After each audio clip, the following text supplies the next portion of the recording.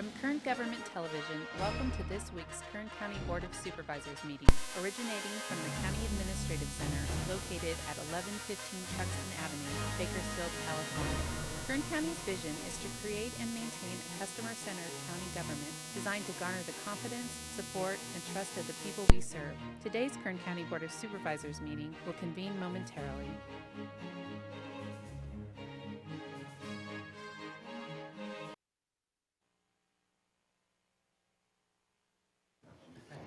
Board to reconvene.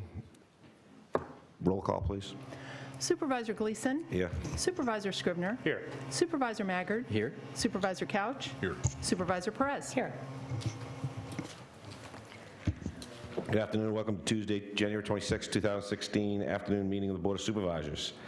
Agendas are located in the back on tables. Please grab one and follow along with us as we go. I apologize in advance for the technological glitches we're having here. Hopefully we're going to get them ironed out before we go to Ridgecrest, but we're got people working on it as we speak.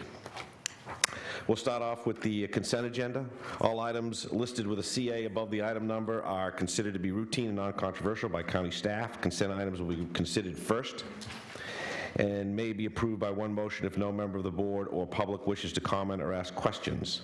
If comment or discussion is desired by any member of the public or board member, the item will be removed from the consent agenda and considered in its listed sequence. At this time, I will read the consent agenda items, and any member of the public or board member can let me know if there's any item you'd like to have pulled from the list. So I'll go through this afternoon's agenda item, and I look at, from the Planning and Community Development Department, items 3, 4, from the Probation Department, items 7 through 12, Public Works Department, Administration and Accounting, items 13, from Building and Development, items 14, 15, 16, 17, from the Engineering Division, items 18 through 21, from the County Administration Office, items 24 through 31, and then General Services Division 32 through 35, Human Resources Division 36. That's a consent agenda. Are there any items anyone would like to have pulled? Mr. Chairman, we also have matters for executive approval, items 37 through 41. Thank you. At the very end of the agenda. And also, I'd like to announce that item number 3 has been withdrawn from the agenda by the department. It will not be heard. Thank you, Ms. Kraus. Any member of the public would like to have anything pulled? Okay. Board members? Look for a motion on consent. Motion on consent. Second. Please cast your votes. We need to report out. Okay, now you can vote. Oh, no. We're having more technical difficulty. Let's do a voice vote. Supervisor Perez? Yes. Supervisor Scribner? Aye. Supervisor Gleason? Aye. Supervisor Couch? Yes. Supervisor Maggard? Yes. Thank you. Ms. Goldick, we have a report out on action on items taken in closed session. Thank you. Good afternoon, Chairman Gleason and members of the board. My report out for today is very short. Your board heard items 49 through 56 today in closed session. No reportable action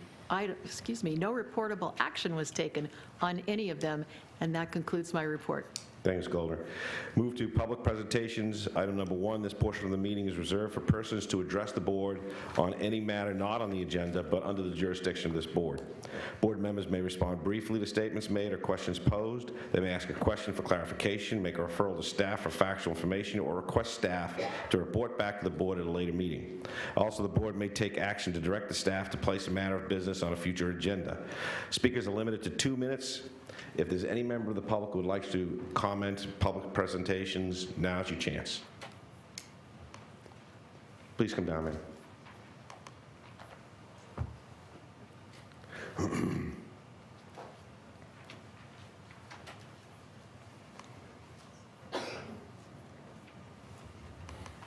Please state your name before your presentation, please. My name is Gail Oblinger.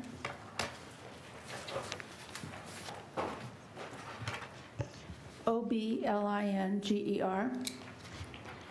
I'm the president of Friends of the Library for the Northeast Branch. I'd like to suggest that we're very interested in having a dedicated tax for the library rather than having it in the general budget. It's been mentioned 1/8 of a cent tax, and we'd like to see that go on the ballot to be voted on. We'd like to suggest that you do that. You vote for it to go on the ballot so that we don't have to go around and do the signatures first. I'm in Mr. Maggart's district. Thank you very much.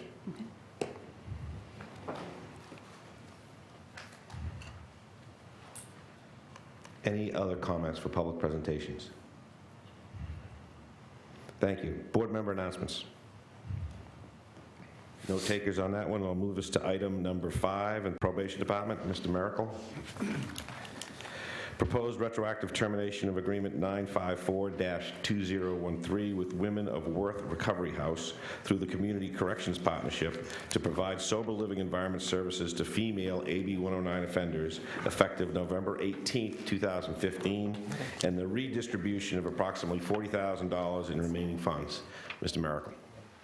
Thank you, Chairman Gleason, members of the board. I'm here to ask for your approval to retroactively terminate said contract.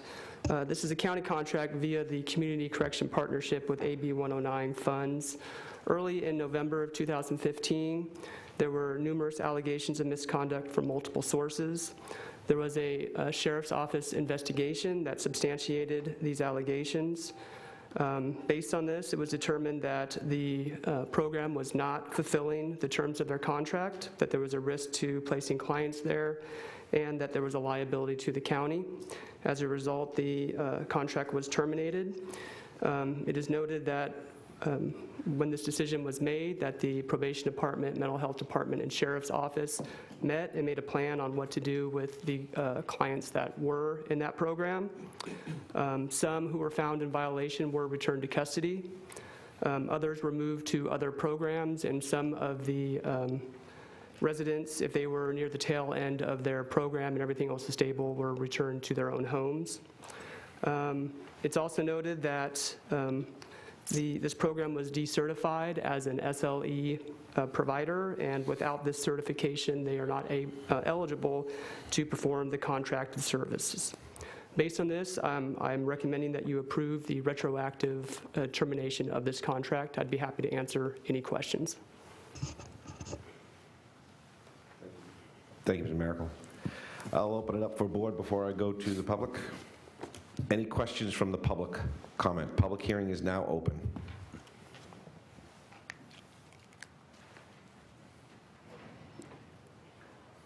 Seeing none, I'll bring it back to the board. Public hearing is closed. Board, I'm looking for your thoughts and considerations.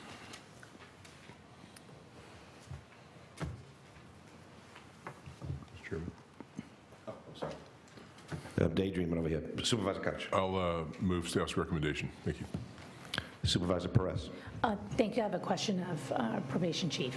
Thank you, Mr. Miracle. Could you let us know where this organization is in the appellate process, or the appeals process, rather?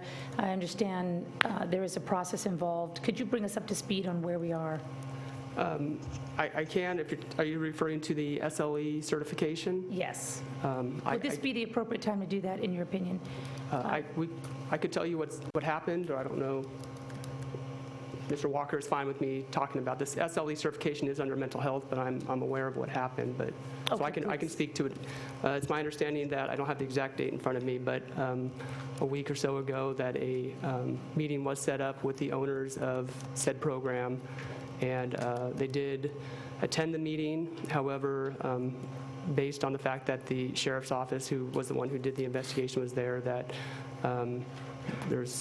they didn't want to participate and bring any new information that would affect the decision that was made. And so the appeal decision was that the original decision was upheld. Okay, so the appeal process is done? As of this time, yes. Okay. And I'm assuming you've reviewed the facts and circumstances and feel that this action is warranted moving forward? I do. Okay. Thank you, Chief. We have a motion. Supervisor Maggart. Thank you, Mr. Chairman. And Mr. Miracle, can you also clarify, for the benefit of the public, I think there's some misunderstanding amongst some, that the participants in the program either have been moved to another facility or have basically completed their program. Can you expand upon that? Yeah, I can speak to the residents of which were placed through this program. So if they were placed by the probation department or the sheriff's office, all of those residents were, as I mentioned, one of 3 options. They were all taken care of one way or the other. Thank you. I'd like to ask a question. I heard through the grapevine that there were rumors of persons being displaced and left out in the street and not being taken care of. Could you take a minute to talk about how we manage the patients?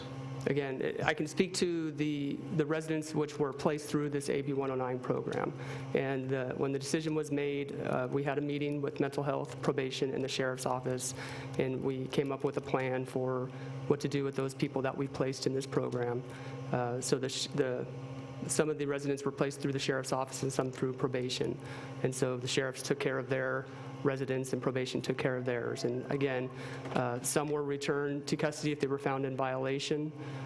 Some were moved to other programs that we contract with. And then some, again, if everything was overall stable, they were returned to their own residence. Thank you, Mr. Mayor. We have a motion, and I'm looking for a second. Okay. Second. Please cast your votes.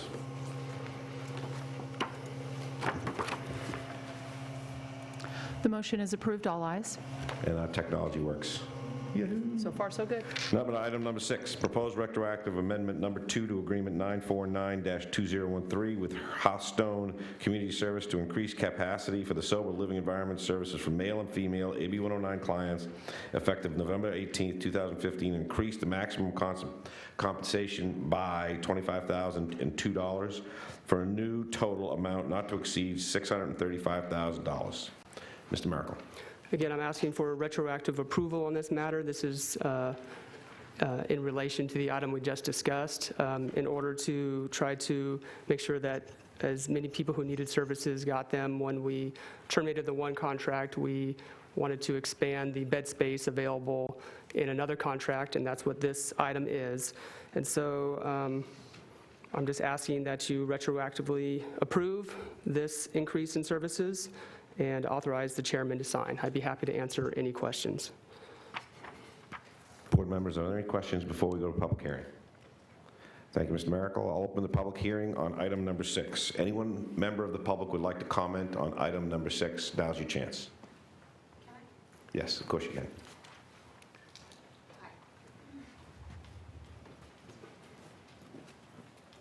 Please state your name. My name is Xiomara Jimenez. Okay, so I worked at Women at Work, and you guys are trying to give somebody else funds that we had, correct? That's basically what you're saying? You're going to put them in a program where if you actually go in and look, it's not the program, it's not ideal for women. It's not. I mean, I could tell you a million things. It's going to be all here, say, go look for yourself. I know women from our program, they went there. They're avid users. Go look. Just go look. There's prostitution in that area, including in that program. All hearsay, go look. You don't have to take my word for it. I'm telling you, go look. When you came into our program, it was nothing like that. And I'm a little bit just hurt by it because I'm a recovering drug addict that came from Women of Worth, who's been in addiction since I was 13 years old. I was a connect. My kids went to foster care. It was awful. So if you're going to open up the doors for a program, let it be a program that's going to have women like me with some of the stupid things and awful things I've done in my life be able to get right. Not in another program that's not a service. Just go look. I mean, really go look. You don't have to take somebody's hearsay. Go look.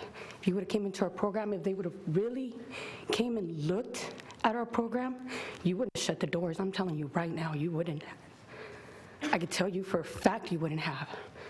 But nobody looked. Nobody looked. You know, everybody's saying this is about your word and how you're looking and how people are looking at you. Well, look at me. I I still am not high, still not selling drugs. I got my kids. By the hairs of my chin, I'm making it happen for my kids. But they taught me something.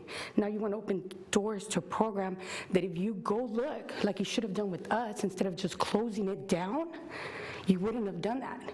You wouldn't give funds to a program that's not offering all the things that they're saying they are. Go look. That's all I'm saying, just go look. You made a mistake by closing us down. Don't make another mistake by giving funds to somebody that might not deserve it. Go physically, have somebody that doesn't look like anybody. You know, look like nobody, look like you're a drug addict. Go in there and look and see if you would really expand those doors. You wouldn't. I mean, you wouldn't. That's the honest to God's truth. And this is coming from one of the biggest drug dealers out here for the longest. I was just slick and smart and didn't get caught. But I'm not doing it no more. So they taught me something, right? So if you're going to open those doors and open more beds for women like me, because you don't have a clue. Being a man does not have a clue what it's like to be a woman in addiction. If you're going to open doors to a program for women like me, come talk to me. Come talk to my children. They'll tell you. They'll tell you about my life. I hold nothing back. Go look. Don't give the funds wrong. Don't go by hearsay, because that's what you guys did. You guys should have came into our program. I was a volunteer there as well, just so you know. Okay, go look. Just go look. For once in your lives, get out of your comfort zones and don't go by what other people say, and go look. It's not that hard. Here, let me just tell you, well, so-and-so's over there getting high. I didn't take somebody's word. I went to look. None of you looked. None of you looked. You didn't look. I can tell you didn't look because I don't recognize your face. Go look. Don't give funds to a program that isn't offering anything except a pass. Here, let me just pass you, because we measure success by how many people just go through your program. I'm sorry, that's not measuring success. How about after the fact? Did they leave the program? Are they still clean? Are they at home with their children? Are they working? I was. That was success measured properly. They measure success in a way that all the program has to do is move that test to the side and make sure they graduate after 90 days, 60 days, whatever the program offers, right? Go look. Before you put this money somewhere, don't just put it anywhere, because you already did a disservice by closing a program down that was actually doing something positive, because I'm here standing before you telling you this. You know, that's crazy, but it is what it is. And if I didn't feel so passionate about it, if God didn't put it in my heart, I would not be here. I would not stand so convicted to a program if it wasn't that way. But let me tell you, I changed my whole life around. All of it. If you would have met me on the street, you wouldn't like me. But you like me now. You're going to love me now, because God made me come through with this now, because they showed me things that nobody else did. So please go look before you issue money to places that don't deserve it. You took it from a deserving program. If that's how you guys really feel about it, go look into the program before anything. Don't let them know you're coming. Don't look all prim and proper. Look like a bum off the street. Look like a drug addict. And see if they're really giving you those services that say, because if you would have came into our program, you would have seen it, and you would have gave us more funding, because we had that. Thank you. Thank you. The public hearing is still open. I'll get to you, Mr. Miracle, in a minute.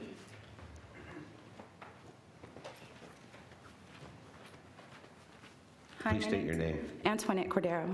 I just left Heartstone. I was one of the clients that got moved from Women of Worth to Heartstone.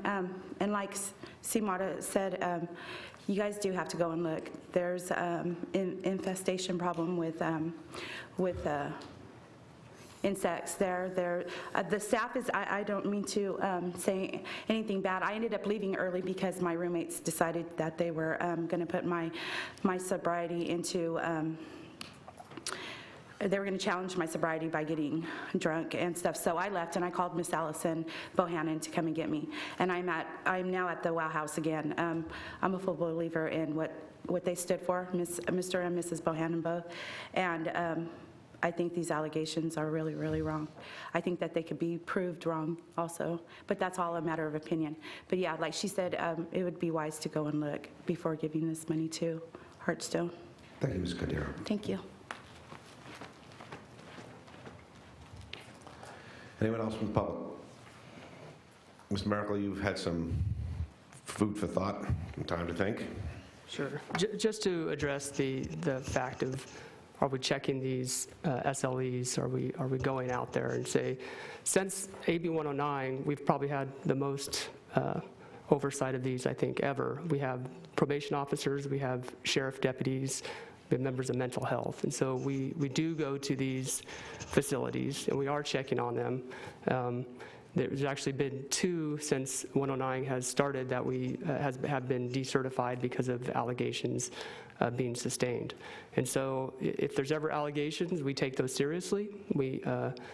We meet the 3 departments constantly, and if there's specific allegations, we will investigate those and we'll look into it. I just want to reassure both the board and the public that our whole point of doing the CCP decided to spend significant money in this area, and it's because we want people to be successful. Our whole mission is to reduce recidivism and break the cycle of offending. So we want these programs to be doing what they say. And so if there's issues, we're going to look into them, and I just want to make sure that everyone understands that. Thank you, Mr. Miracle. I'll open up to the board for your comments and considerations.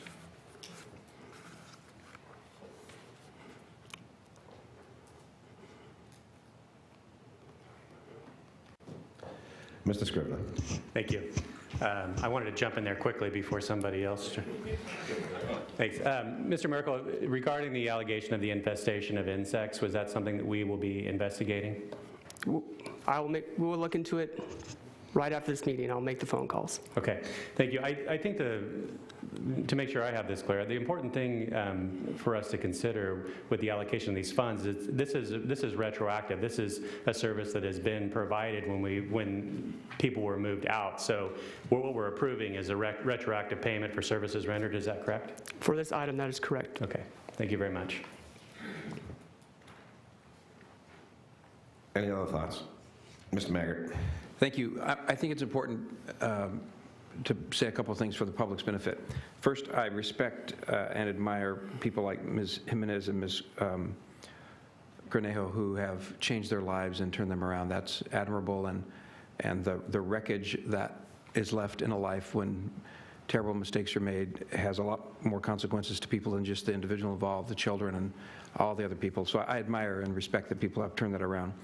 But I think it's important that we say that what the decision we just made about women of worth and the decision that we're about to make about Hearthstone are not just because people made allegations.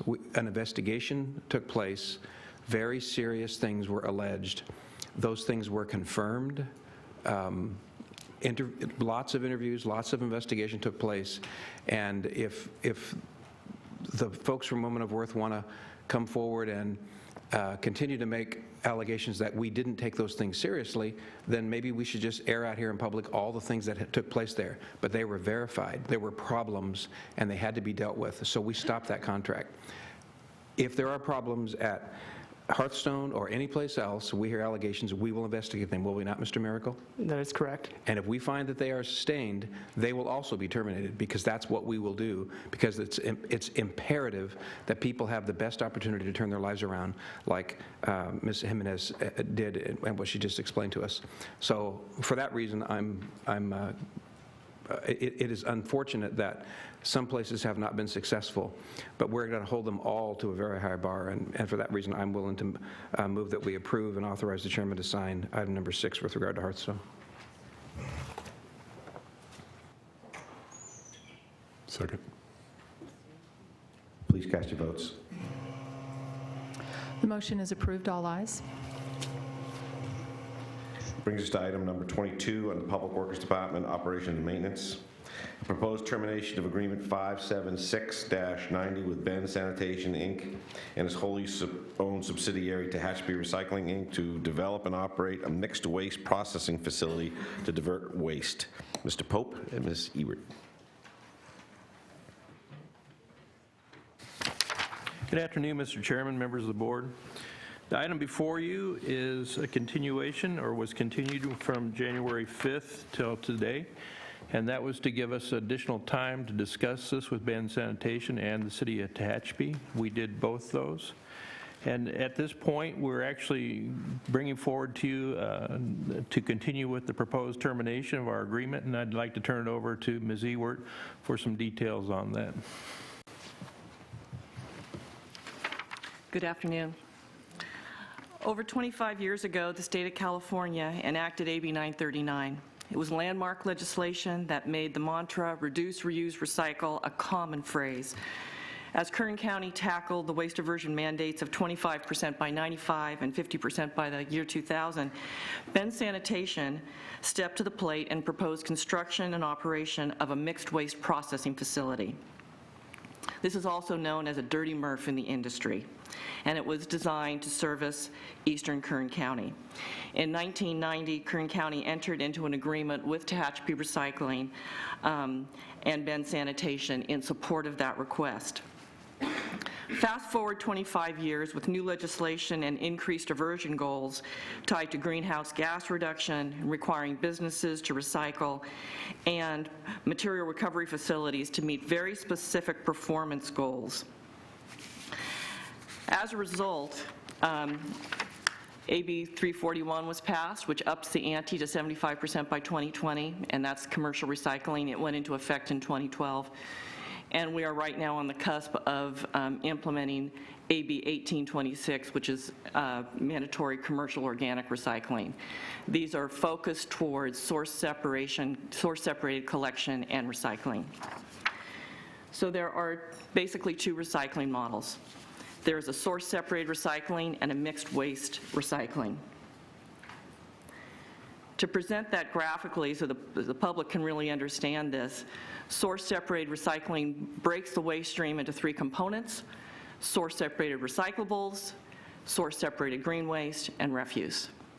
At the state level, this type of model can reach about 75% of the waste stream and gets us very close to that 75% standard. This is also the exact kind of diversion that we're seeing at local facilities.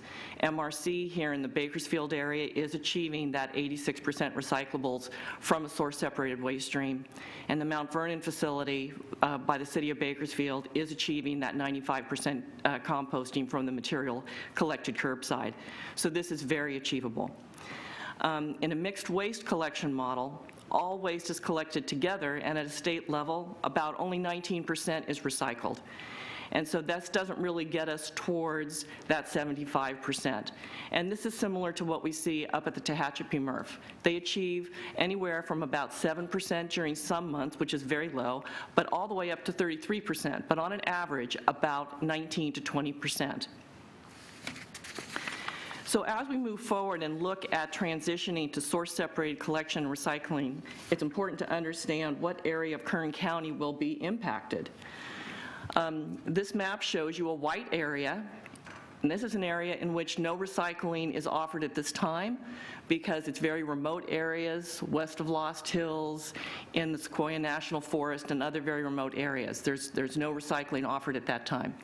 The blue area is where we currently have source-separated recycling, and that includes most of the valley area all the way up into Lake Isabella, out in the Ridgecrest area, Cal City, Edwards Air Force Base. The brown area is where we still have mixed waste processing. It is the city of Tehachapi and the county unincorporated areas covered by the Benz franchise, which is Boron, Rosamond, and Mojave. So this is the area that we're affecting at this point. So just to give you the regulatory background on this, from AB 341, which went into effect in 2012, a business may recycle in one of three ways. They can self-haul or self-recycle, they can subscribe to source-separated recycling, or they can subscribe to mixed waste processing, and this is where the poison pill is. Mixed waste processing that yields diversion results comparable to source-separated. And as we looked at that prior diagram, it showed that mixed waste processing is down around 19-20%, where you can achieve almost that 75% by source-separated. Following on the heels of that is this AB 1826, which goes into effect this year, and it has very similar requirements. Businesses can self-recycle or self-haul. They can subscribe to source separated, or they can subscribe to organic waste recycling services that include mixed waste processing that specifically recycle organic waste. That's a big mouthful. But the whole point of this is that the state is really moving towards those higher diversion rates that can only be achieved through source separated at this time.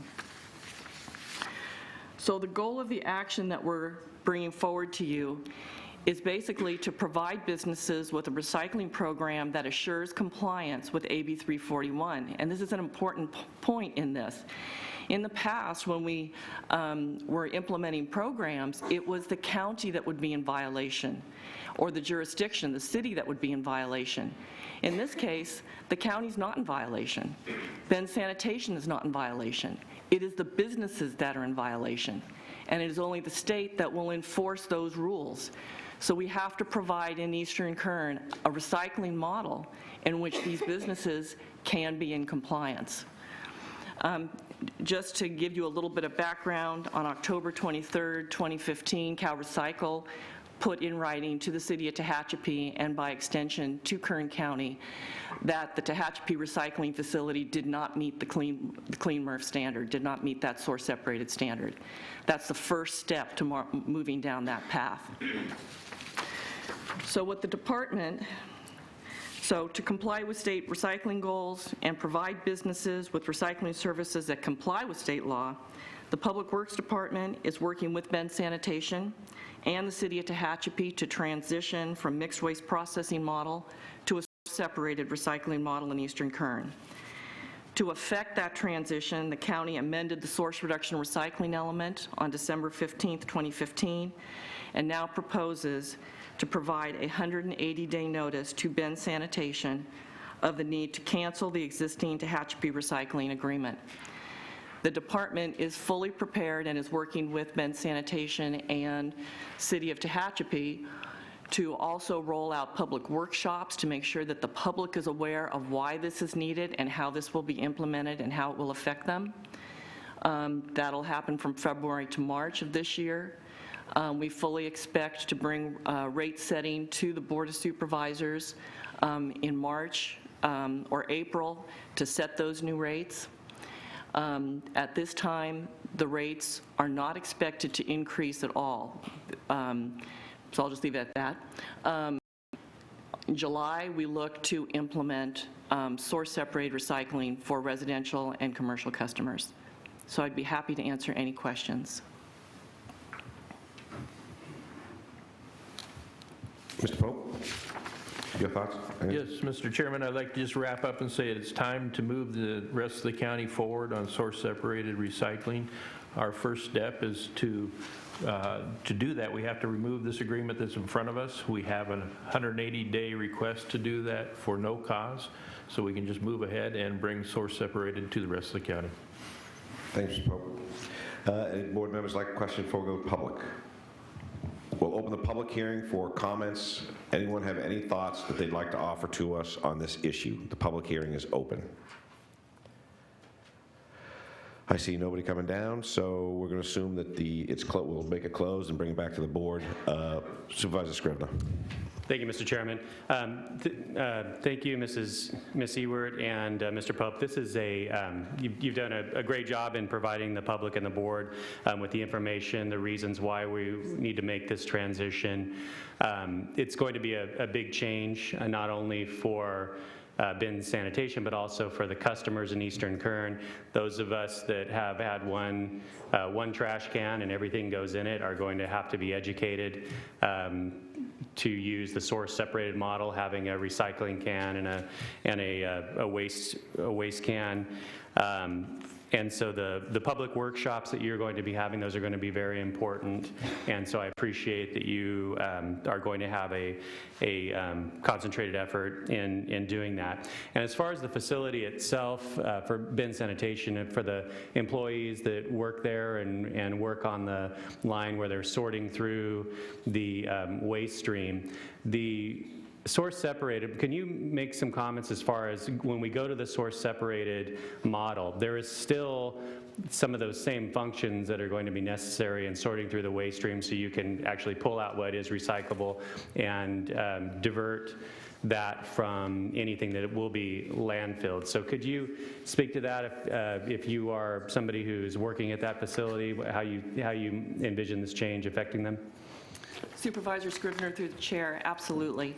The Tehachapi MRF will continue its operation. It will be modified somewhat in the fact that the line will run a little bit slower. But as you can see, where they're processing the entire waste stream right now, they'll only be processing about 40% of it, but achieving much higher diversion goals. And so what'll really change is that refuse that is picked up will go straight to the landfill, but the source separated recyclables will come up to Tehachapi and will be processed.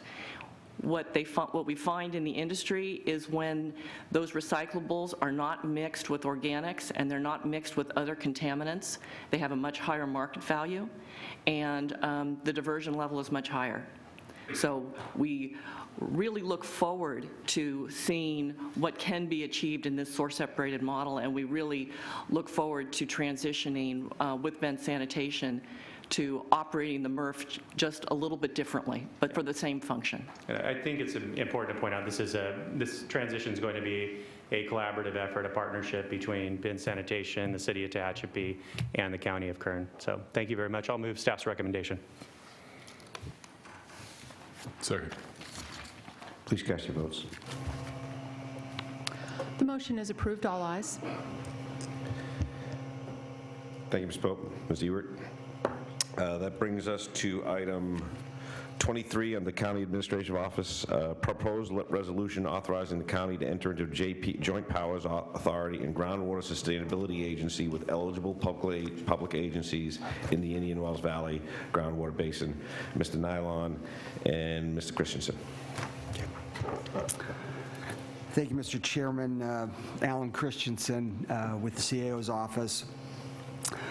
This item is to request that your board approve the attached resolution supporting formation of a Groundwater Sustainability Agency, or GSA, in the Indian Wells Valley using a Joint Powers Agreement / Joint Powers Authority structure. Representatives from the Indian Wells Valley, the agencies in the Indian Wells Valley have been meeting, that are also eligible to form a GSA, have been meeting for some months to discuss formation and governance of the GSA. As you know, June 17 of 2017, or June 30th of 2017 is the statutory deadline for formation of the GSA. At the last meeting of the GSA eligible agencies, there was discussion about the legal structure that we would use to form the GSA. One of the options is a Joint Powers Authority or Agreement structure. The Joint Powers Authority is a public agency that would be made up of those public agencies in the Indian Wells Valley if that group determines that's the best way to go. A draft JPA was prepared by the County Counsel's Office, and it's attached for your review. In fact, the members of the eligible agencies requested that the County Counsel's Office do that. We anticipate that this is just a draft. There will be changes to the document as the agencies discuss that document.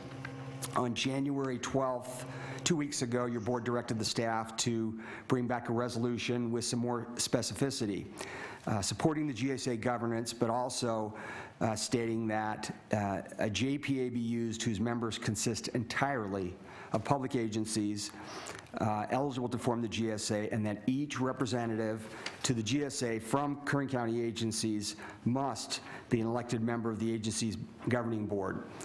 In addition, your board directed that GSA in the Indian Wells Valley Basin must ensure meaningful participation of the Department of the Navy. The attached resolution complies with that board directive. So it's our recommendation that you adopt this resolution. I think the County Council has some additional comments and perhaps addition to the resolution. Ms. Goldberg. Thank you. Good afternoon, members of the board. I have reviewed 2 letters that were delivered to your board. Is your mic on? Yes. Okay, Can you hear me now? Good afternoon, members of the board. I have reviewed the 2 letters that were sent to your board from lawyers representing Meadowbrook Farms and Mojave Pistachio and Mojave Mutual Water Company. While I certainly do not agree with all of the legal arguments that are contained within those letters, and if push comes to shove at this hearing later today, I'm happy to explain to your board why their remarks are incorrect, in my opinion, as a matter of law. I want to cut to the chase and suggest that your board modify the proposed resolution paragraph 2 to read as follows. The board also directs staff to ensure that the GSA includes the meaningful participation of the Department of the Navy, the Bureau of Land Management, mutual water companies, and other private well owners. For the Department of the Navy, meaningful participation means being a non-voting member. For all other water users, including the mutual water companies and the other private well owners, it means the ability to participate on a GSP development committee, provided that such participation does not violate the state ethics and conflict of interest laws, including Government Code Section 1090 et sec or any other law. And the term GSP stands for Groundwater Sustainability Plan within the meaning of SGMA, which is the Sustainable Groundwater Management Act. At this point, that concludes my remarks, but as I said, I'm happy to respond to any questions about any of the legal issues or why I believe that the concerns that are raised or the arguments that are raised in the lawyer letters are incorrect. Thank you. Thank you, Ms. Miller. Mr. Nylon, your team done? Thank you very much. Any comments from the board before we go to public? Okay, before we go to public, I'm going to ask everybody's indulgences. We're going to try to see if our technology works on the fly here. So we're going to open it up to Ridgecrest.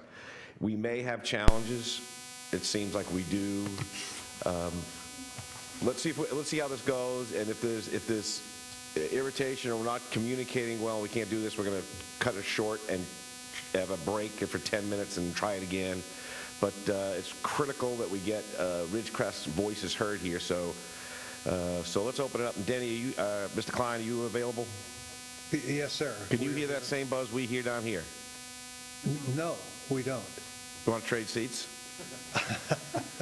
Not in this lifetime. Okay, Denny, you're on. You're on. I get the message. Well, we have 7 constituents here who are all signed up to speak. The number may be reduced depending on what the previous speaker says. So we're ready if you are. Please proceed. Okay, Dr. Berger? I'm out. Oh, you're out? Okay. Dr. Decker? This is... No, you have to get on. No. So you can get on the camera. Yeah, you're right. Camera. Yeah, and then. I'm Don Decker. The private well owners in the Indian Wells Valley are the people who have taken the worst of the brunt of the declining well levels, and the necessity from our point of view to provide representation is very clear. I think we have an echo. I think the proposals that Council Goldner just read to us go a long way towards satisfying what we are thinking of. It's clear that the well owners do not have the opportunity for a voting seat, and we're not trying or even suggesting such, but there needs to be a recognition that those people exist and that there is some direct way to communicate with them. I think that's pretty much what I wanted to say. The process here obviously is complicated. I think if we had a better voice into the process, we ourselves would feel a whole lot more comfortable about what's going on. Thank you. Thank you, Mr. Decker. The people of Ridgecrest, please keep in mind there's a very annoying buzz going on down here as you speak, so please keep your remarks as concise but as complete as you possibly can. Thank you. Thank you. I'm Judy Decker, and I have a couple of concerns about the GSA and the proposed GSP. Our government was founded on equal representation. And one looks at the public agencies that are going to be involved in forming the GSA here. You have Inyo County that, according to Wikipedia, the census says there are 17 people that live there. You have San Bernardino County, which is the eastern part of our valley, which has about 100 people there. You have the city of Ridgecrest, the Water District, and Kern County, who will be representing all of the citizens, some 28,000 or so, that live within the boundaries of the city of Ridgecrest. It seems that there is a segment of our population, namely those small private well owners, the co-ops, the mutuals. I understand there are 22 prior to Mojave Pistachios and Meadowbrook Dairy forming theirs. And you have the large ag users who appear to be underrepresented. That is one concern. The other concern I have is if the document is approved, you will have on your board an agency that already does not practice wise water management, and I am referring to the Water District. They serve the most customers, but they have insisted and are going to drill yet another well in the southwestern part of our valley, where the water decline has increased 100%. And while one goes to meetings and one gets listened to, the recommendation of reports and of citizens is ignored. And that is a great concern of mine for the future of this endeavor. I think the intent of it is very worthwhile and it is needed. But again, we the well owners have pushed and we are still pushing for an independent water authority with elected representatives. Thank you. Thank you, Mrs. Decker.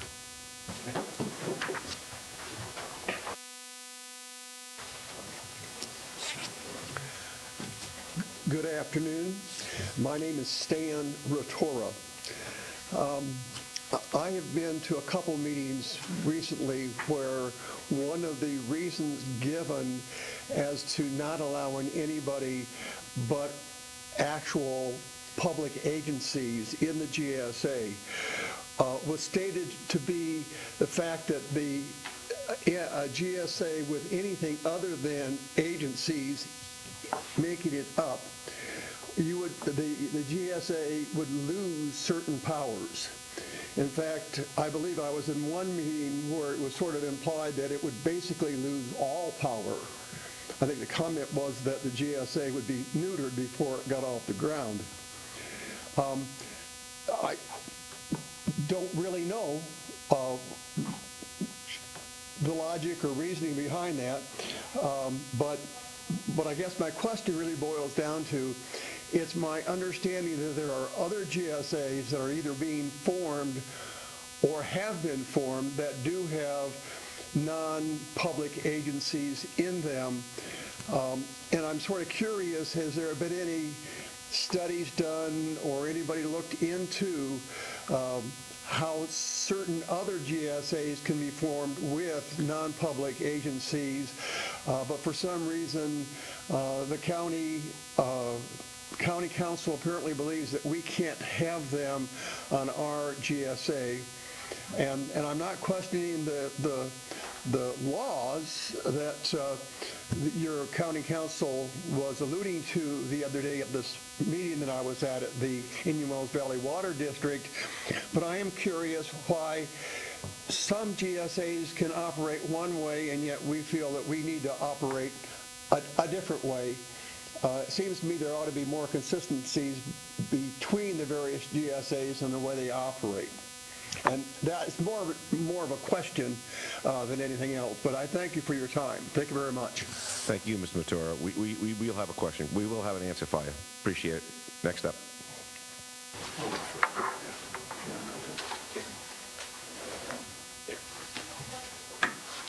Thank you. Sorry. Okay. Good afternoon. My name is Dell Haletic. I'm a private well owner, and I've seen the decline in the water level of my well, and I've seen some changes in the water quality as we go. And this has been in the last few years since active agriculture has come into my neighborhood, and they're growing pistachio trees. I agree with Ms. Goldner. I think she has a great idea on that. The first reason is because the public agencies have some sort of responsibility to the public, where if we have private companies or private mutuals, whatever they're called, where is the responsibility to the rest of the community? I don't think there is any. It's selfish to themselves, and I disagree with that. I think that would be very harmful for the GSA. I also would like to ensure somehow that the private well owners in the valley, there's many of us, have some sort of representation. I don't know what that is now, maybe on some sort of advisory committee where we don't have a vote, but we do get to add some sort of information so that the board could make an educated analysis of what's going on in our valley, real life stories. One more thing, as a private well owner, I have a few choices when my well does get down to zero water or water that I cannot use. I either put in a new well, and in my case, in some areas of the valley, you cannot get lower to try to get more water, or move a well to some area where it changes the quantity and quality of the water that I get. So I'm sort of out of luck if the major ag users continue to use our water and the valley water goes down, then I don't have any choice except to abandon or carry water, which is considerable money and effort, and I just hate to do that. And never ever thought that I'd have to do that. Anyway, thank you for listening. And is there anyone else? Me. Okay. Thank you, Dale. Appreciate it. Okay, that concludes the comments from the group here. Great job, Chainsaw. Thanks a lot. Give it. The public hearing is still open for Ridgecrest and here, but we're securing the Ridgecrest connection now, and I transferred over here. Is anyone here who'd like to comment or share their thoughts and concerns about our agenda item? Please come forward. Oh, that sounds so good to have that off. I got tinnitus, but that was really bad. Please state your name. Good afternoon, Chair Gleason, members of the board. My name is Russell McLaughlin. I'm a water attorney with the law firm of Brownstein Hyatt Farber Schreck. I'm here today representing Mojave's Pistachios and Mojave Mutual. I know there's been a lot of conversation among many, but I want to summarize just a couple clarifying points that I hope will put us back on the right foot towards a source of collaboration towards developing a groundwater sustainability plan that will ultimately comply with the law and is workable and acceptable to all of the significant stakeholders. First, let me tell you a little bit about Mojave Mutual. They have about 1,600 acres planted in pistachios. That's a significant investment. The company does not, Mojave Pistachios and the Nugent Farms are not intending to realize the highest profit possible from their investment. They just simply want to make a modest return on their investment, not take a loss. They are interested in participating in developing a workable, sustainable management plan for the basin, and they're willing to invest significant sums and pay their fair share of the costs of achieving that sustainability. But they also would like a voice in the development of the plan that is going to provide for what those costs are and what the relative contributions to that plan and that funding are. We understand and we concur that Mojave Mutual Water Company does not need a voting seat on the GSA Board of Directors, but relegation to an advisory role that doesn't afford the opportunity for real-time exchange of goals and ideas with the other stakeholders in the basin, doesn't afford the opportunity to really try to reach the collaboration which is necessary to bring this basin into sustainable management without unnecessarily expensive and arduous litigation. It is very common for stakeholders, private stakeholders, to participate in groundwater management in California because groundwater management involves a diversity of public and private interest. So this would not be novel. This is very commonplace, and I can cite to many examples, but in the interest of time, I will not now. We've heard various legal objections. I don't intend to get into this or that. We have not had the opportunity for a mature exchange of legal issues on a one-on-one basis, and we would welcome that if County Council and the Board of Supervisors would allow that to occur.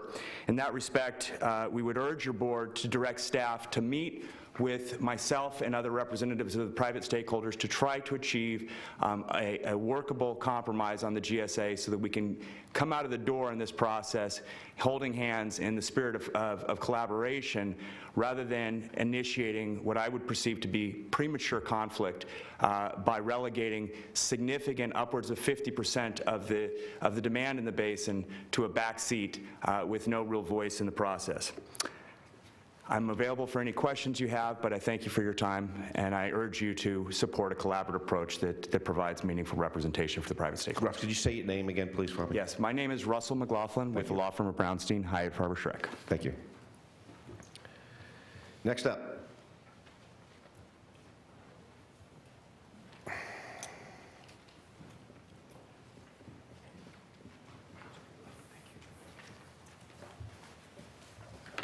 Good afternoon, Chair Gleason, members of the board.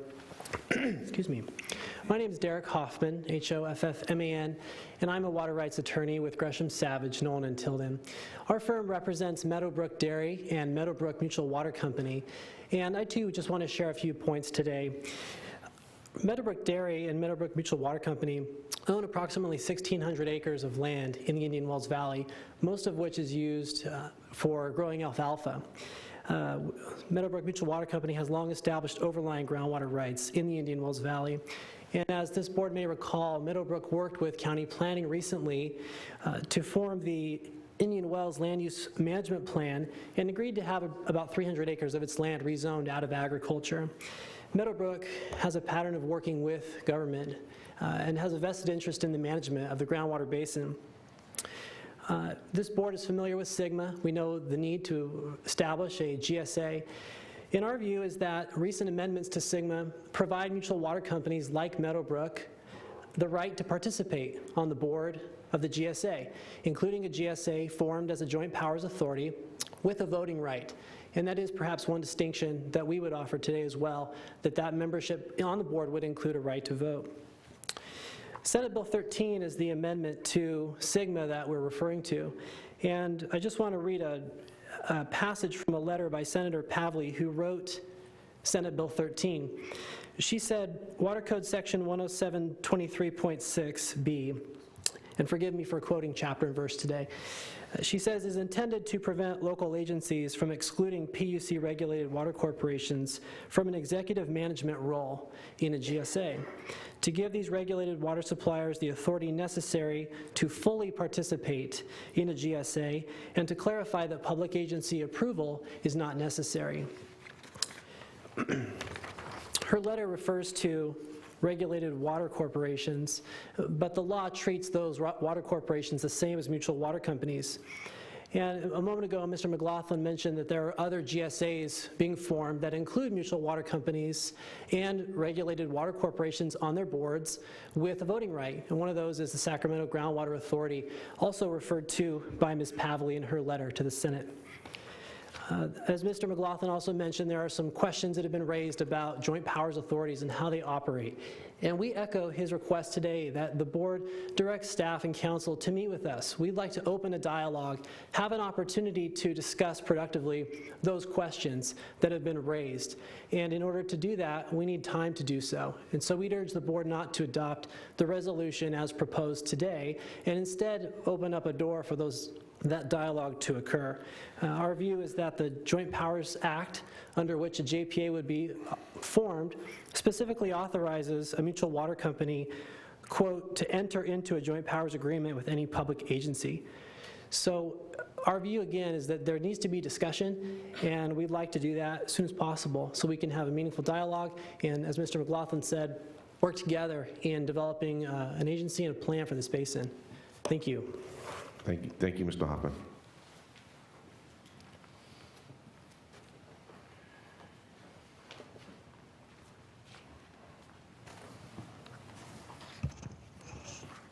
Good afternoon. My name's Elaine Mead, Chairman, board members. I would just like to make a clarification. In reviewing the documents that were posted on the website with the agenda, the letter from Mr. Nyland and the resolution both state that our valley is a high priority basin. It is not. DWR has us listed as a medium priority basin with a designation number of 14.8, which puts us on the bottom. Also, there are 3 pages missing from your JPA. Just a little housekeeping. Thank you. Thank you, Ms. Mead.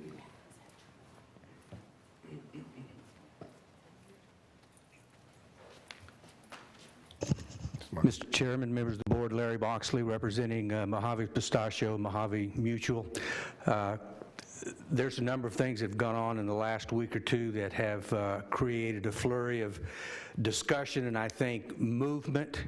I think the resolution that we heard just a moment ago, I don't know that most of us have had a chance to look at it. You've got a JPA proposed with voting members, non-voting members, and an advisory committee. I think that's not flushed out in everybody's mind, but I think there's open interest. We're interested in how you would suggest an advisory committee would work. We're interested in why we couldn't have a spot, at least in a non-voting position. You just heard that another request for voting position. So I might encourage you and ask you to consider, since you've got until June 30th of 2017, give us a 2-week continuance so maybe we can meet and confer with staff and county council and have a chance to get a better idea of these moving parts and see if we can't get comfortable in a specific direction. So I'd ask you if you'd give that consideration for a 2-week continuance. Thank you, sir. Thank you, Mr. Moxley.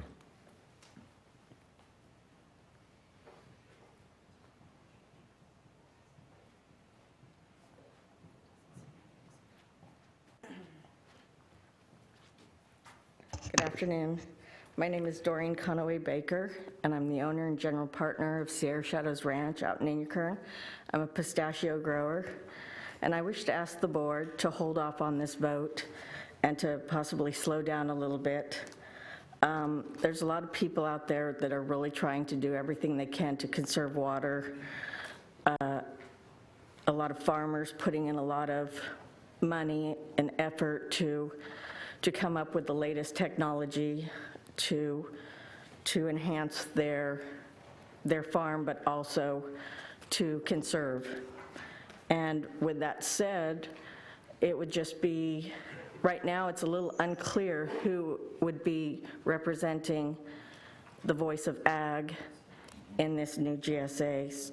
So until we can get a little bit more focused on that, I'm just asking the board if they might take the opportunity to slow down and listen to some of these other proposals, because the bottom line is we all have one goal. A lot of us are really invested in that area, both financially and emotionally, and therefore our main goal is to make it sustainable. So with that said, we're all willing to do our parts and whatever we have to do, however we have to contribute, and it would just be nice if we could all work together and have a voice in this also. Thank you. Thank you, Doreen.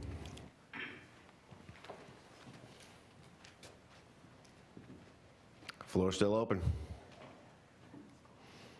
I don't see anybody further, so I will close the public session, public hearing, and bring it back to the board for thoughts, concerns, and considerations. Ms. Goldberg, do you want to start us off with some?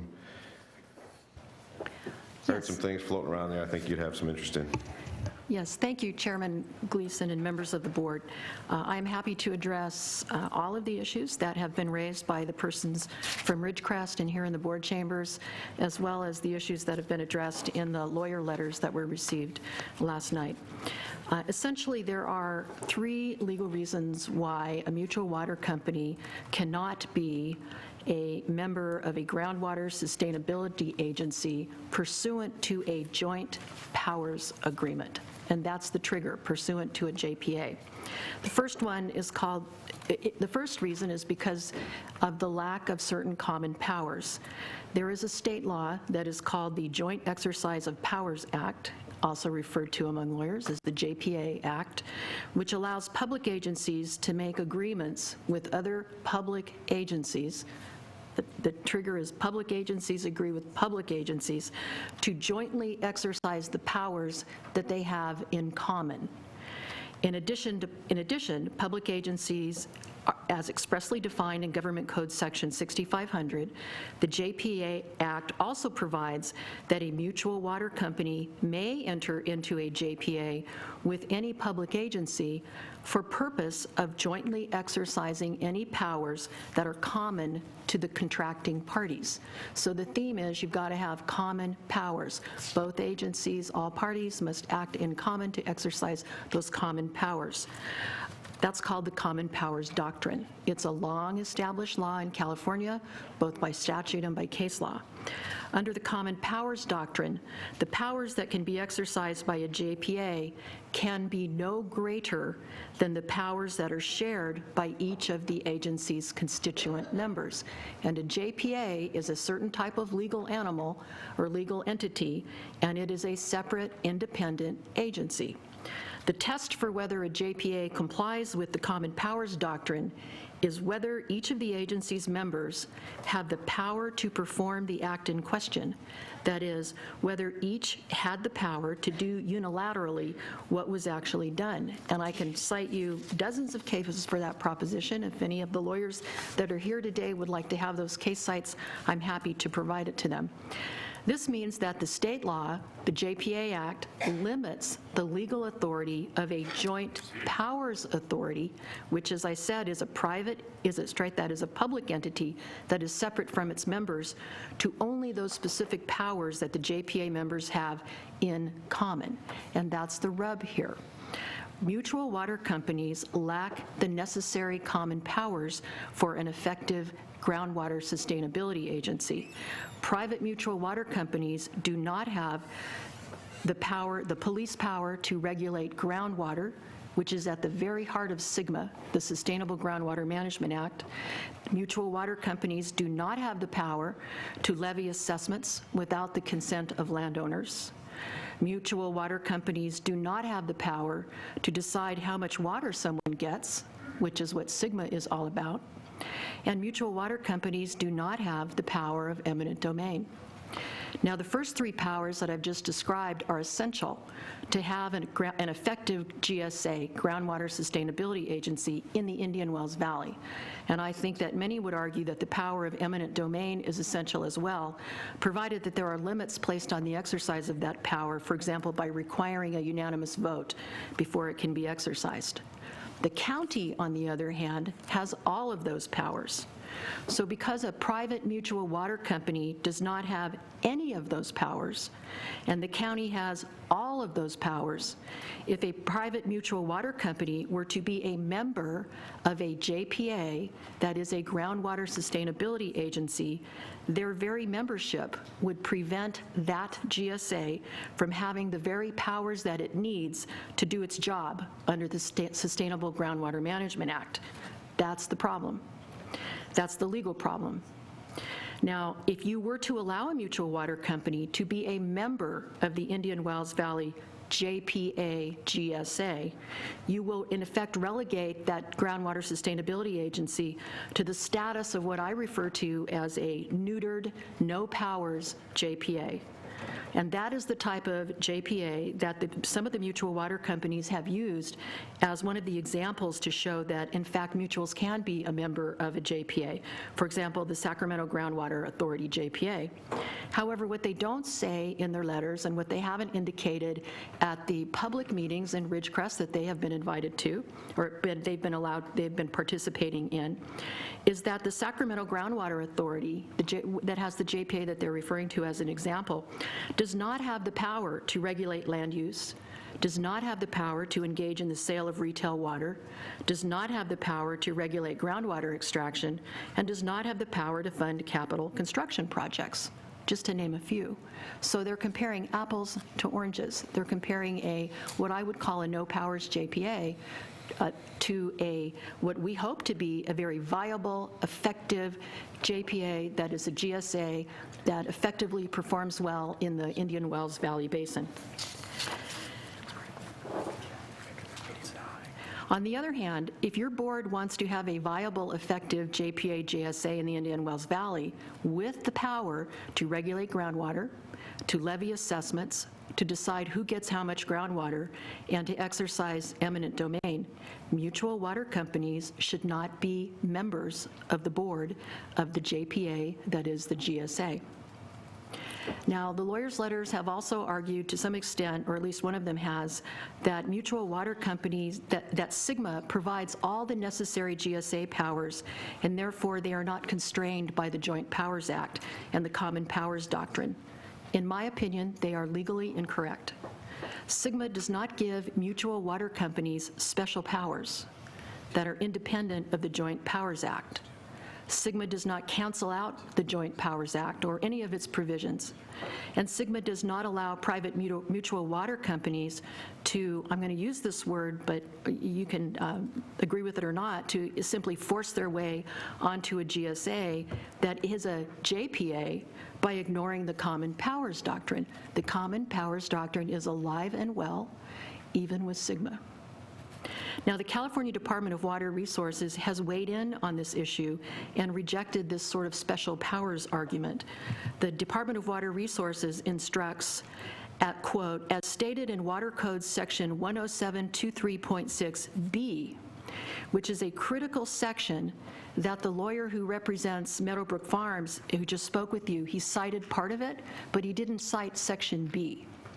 Section B says the authority provided to a private water entity through such a legal agreement does not confer any additional powers to that non-governmental entity. A private water company, and the DWR website goes on to say, a private water company could be part of a GSA, and certainly they can participate in a GSA, but it would not receive any of the powers provided to a GSA. Mojave Pistachio and Mojave Mutual have a letter that is dated January 25th, And in it, their lawyer, Mr. McLaughlin, who's here today, mentions that they have heard, those are their words, quote, they have heard that one of the objections to the mutual water companies being on the JPA is that, quote, and I'm quoting from his letter, a mutual water company representative cannot legally hold a seat on the board of the JPA. And he goes on to cite Government Code Section 6525 as allowing mutual water companies to be members of a JPA. The lawyer's letter is only partially correct.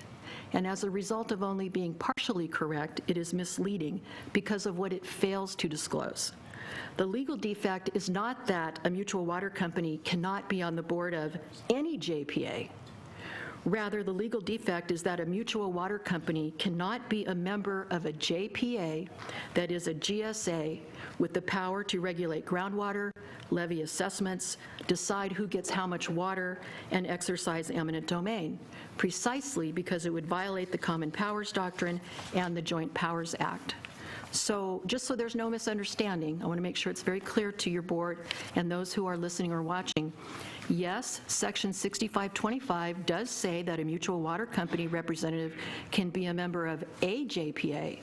However, a mutual water company representative cannot be a member of a JPA groundwater sustainability agency with the power to regulate groundwater, levy assessments, decide who gets how much water, or exercise eminent domain. Is that a voting and non-voting member?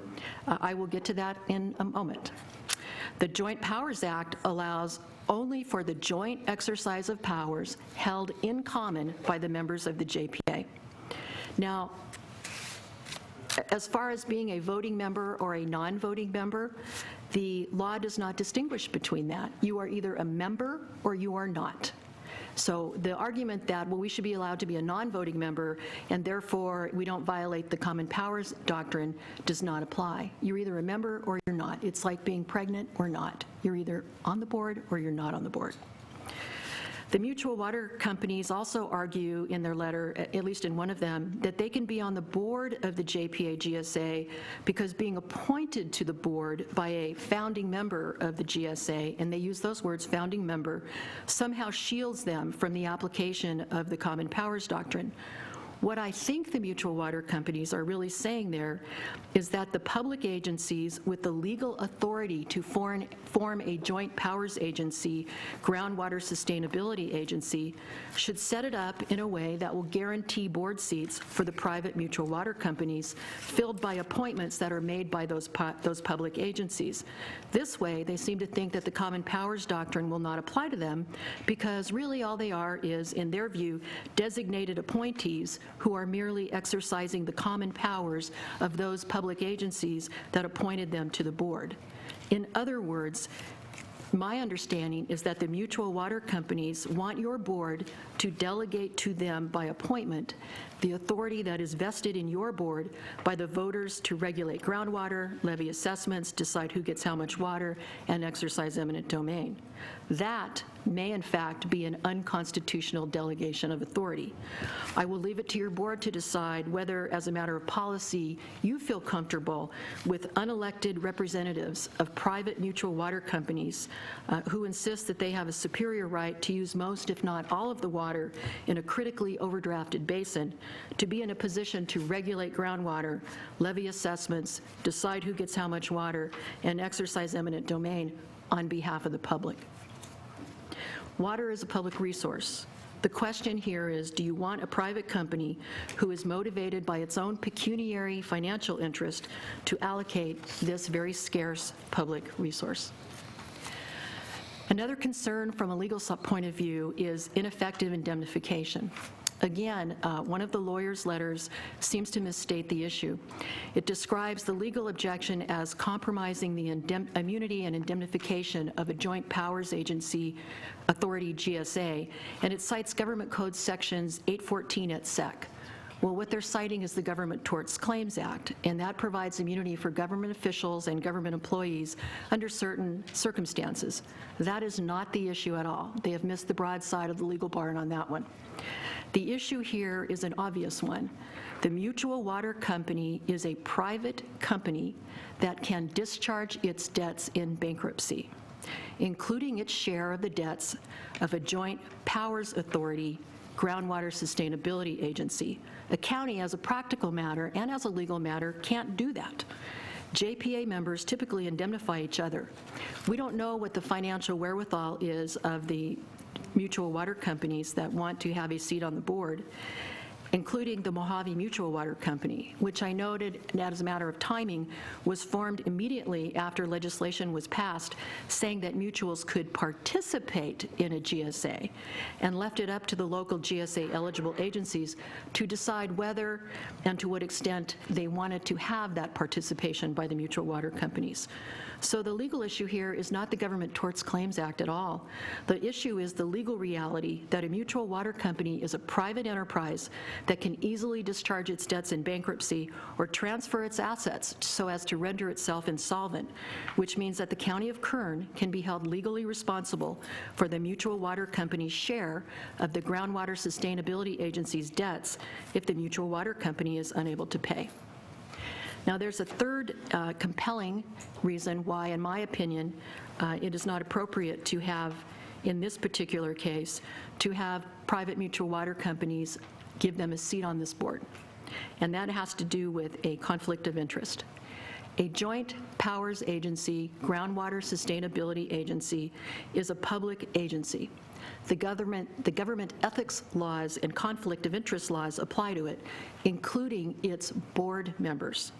Those laws include Government Code Sections 1090 et sec and the Political Reform Act, which is found in Government Code Section 87-100 et sec. Government Code Section 1090 prohibits a public official from being financially interested in a contract that is made in his public and private capacities. It provides that public officers or employees shall not be financially interested in any contract made by them in their official capacity or by any body or board of which they are members. Government Code Section 82048 defines a public official, and it defines them as, and I'm quoting, every member, officer, employee, or consultant of a state or local government agency. A GSA board member is a public official because the ethics laws do not distinguish between voting and non-voting board members. So it doesn't matter if they're a voting member or not a voting member on a board, they are still bound by the conflict of interest laws, and particularly Section 1090. Section 1090 is aimed at eliminating temptation, avoiding the appearance of impropriety, and assuring the government of the officer's undivided and uncompromised allegiance. And that comes from a case called People versus Honig, a 1996 case that resulted in a public official going to prison. Section 10, because he violated Section 1090. Section 1090 establishes a broad, objective proscription. That's a prohibition which is violated when an official places himself in an ambivalent position or an ambiguous situation by having a financial interest in an official contract. Section 1090's provisions, therefore, cannot be given, quote, a narrow and technical interpretation that would limit their scope and defeat the legislative purpose. And I'm citing from that Honig case.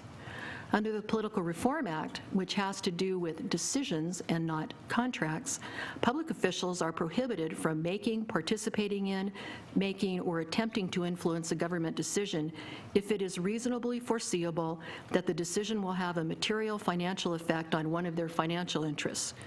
Any participation by the public official at any point in the process by which a contract is developed, negotiated, approved, executed, or modified can be a violation of Section 1090. And why this is such concern to me here, as your attorney, is here if one of the solutions to the agricultural water use problem is for the Indian Wells Valley GSA, JPA, to purchase agricultural property in the Indian Wells Valley, and a GSA board member, voting or not, has a financial interest in that transaction, it will constitute a conflict of interest under Section 1090, and it means that the transaction will be void and the GSA board members will be exposed to criminal liability. A Section 1090 violation can be prosecuted as a felony, and a conviction will forever bar the guilty official from holding a public office in the state. It is a very strict liability statute. Violation has a draconian effect. I have other issues or concerns about the legal viability of having a private mutual water company on the board. I can go into those if you would like me to, but there are two policy reasons that I think some of the folks from Ridgecrest have brought up that were on the television a few minutes ago. One is really a policy reason about motivation, and we've touched on it earlier. A private mutual water company is motivated to serve its own private financial pecuniary interest and not the interest of the public. Second policy reason is that a private mutual water company is not answerable to the electorate. And as I said earlier, I think there's a legal issue there about whether or not delegating the essential authorities that are necessary to have an effective JPA GSA would be an unconstitutional delegation of Board of Supervisors authority. So I hope that I have addressed all of the issues that everyone has raised so far, or perhaps anticipated some that haven't even been asked yet. But that concludes my legal remarks, and I still stand by the proposed revisions to the resolution that I read into the record earlier, and I'm happy to answer any questions. I'm also pleased to let you know that I do have an esteemed colleague here with me today, Attorney Eric Garner. He is a water lawyer. He is a very renowned water lawyer, and it is an honor and a privilege to have him sitting next to me here today. He has been very involved in the drafting of SGMA and the implementation of SGMA, and he can answer any SGMA questions that your board or any member of the public wants to ask today in the course of this hearing. And he's probably trying to elbow me right now, saying, don't be that broad. But in any event, Eric is here, and he's here to answer any questions as well. And that concludes my remarks. Thank you, Madam Counsel. Eric, comments? No, the only, no comments right now. Thank you. Can I assume by your no comments that you, in essence, agree with what was previously stated by Madam Counsel? Yes, you can. Thank you. Okay, public hearing is closed. Is that right? We closed that. We're at the boards. And I'm going to ask everybody to speak. This is mine, so lucky me. Let me start off.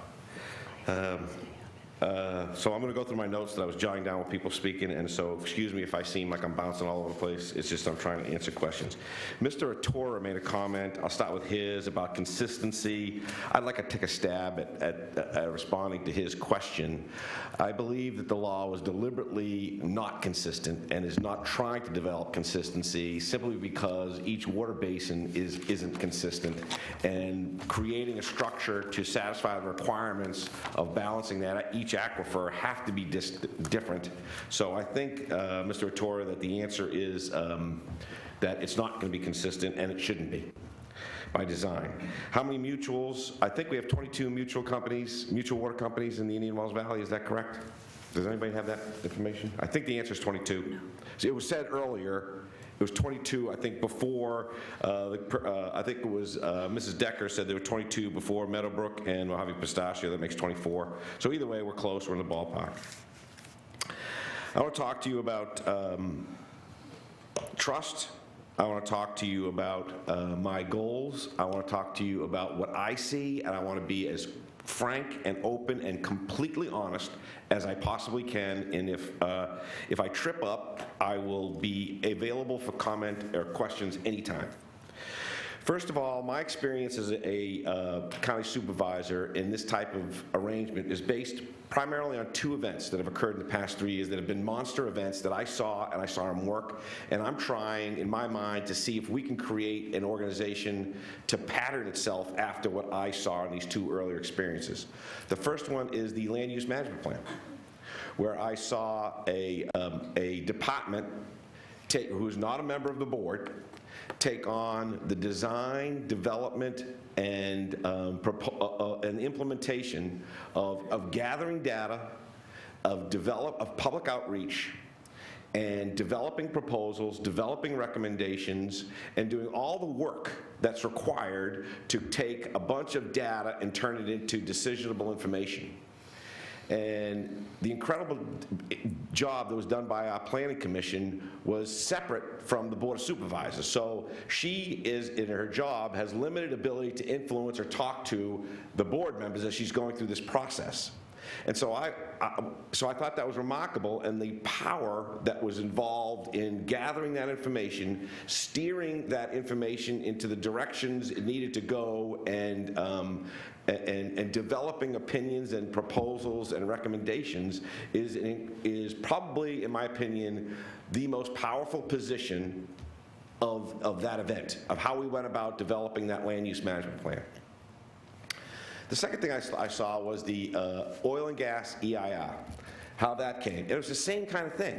It wasn't the Board of Supervisors. I don't mean anything against us at all, but it was the work that was done wasn't done up here. The work that was done in a committee or division in this instance that was designed and developed specifically to develop information, move information, and develop recommendations and proposals. So the power and the influence and the ability to get things done, if that is truly the desire of the mutual water companies, I believe rests not on the board, where you just are going to stamp hit a button yes or no, or not hit a button yes or no, or not be allowed to close session because you are not a voting member. I don't know if they can go to closed sessions, but we can talk about that in a minute. But I think that the place to have impact is in what we had called an advisory committee. In my mind, it was a top tier, a first line, a body of people that had direct access, uninhibited from any other place. You didn't have to take U-turns or go through anybody. You had direct access to the voters or the people who were going to vote. We changed the name this morning because advisory does not scratch the itch, I think, and doesn't completely describe what, in my mind, is the main focus of that committee. So what are we calling it? We're calling it the Groundwater Sustainability Plan Development Committee. That's their job. Their job is not for the board of directors of this GSA to develop this plan. The job of that committee will be to develop the recommendations, proposals, and opinions so that we can move forward and create something and make it happen. So that's my goal. My goal is not to defer or to push off the mutual companies or the PUC regulators at all, never was. I am firmly of a sincere belief, and I tell you that we cannot satisfy this problem. We cannot fix our problem without the full engagement of everybody. And the large water users are the people who have the connections, they have the phone numbers, they understand water. I'm a Navy pilot, I don't understand water, I know that, but I know that you do. So your ability to influence our decisions is critical, and I think not only yours, but I think the domestic well owners and everybody involved. We need everybody, is what I'm saying. Madam Council, you made a slip up. You talked about the agricultural problem in the Indian Wells Valley. That's not an accurate description. We have a water problem in the Indian Wells Valley. Agriculture is one of many organizations that share responsibility for that problem. I think, I'm speaking frankly, I think that one of the opportunities may be my goal is to get everybody to smile, at least partly, in this whole deal. One of the goals is to, if there's a chance to open negotiations to get, some people may want to sell property. Some people may not. That's okay. I want to be able to turn the Navy to understand the problem completely and understand the desires and wishes of our community, and to understand that they may play a role in making those transactions begin or start, or play a role in helping nurture them and get a movement moving. So I've made previous trips to DC for the specific purpose of asking Vice Admiral McGinn, who is Assistant Secretary of the Navy, to understand that if there was a party that was willing to sell his or her property, that and walk away with a number that would be a big help. He understands. I'm going back again, hopefully this month, maybe March.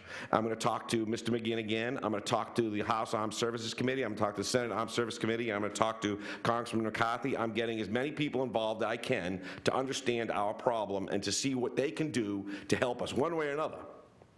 And so far, everybody in the room that I've talked to understands the situation, understands possible solutions, and is working to get there.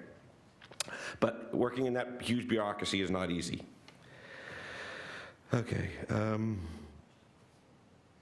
I talked to you a little bit about the GSP Development Committee because I believe that's where the answers are, and that's, I think, where the players need to be.